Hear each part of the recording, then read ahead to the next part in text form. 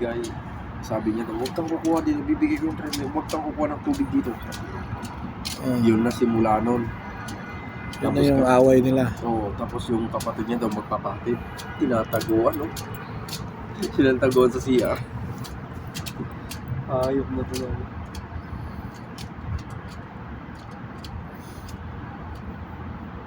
Hindi talagang abusado daw to, sabi niya. Abusado kasi. Yun na. Nakahanap siya ng katapat eh.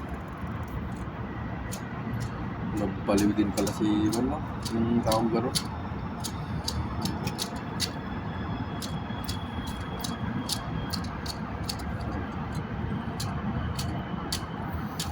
Nakahanap siya ng katapat.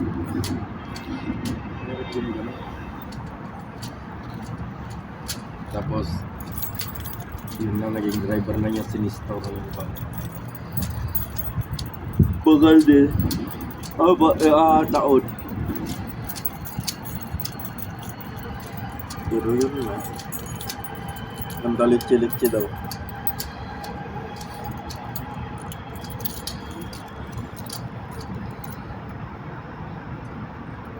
Binubuhan nila tapos ginugupit nila. Design yan.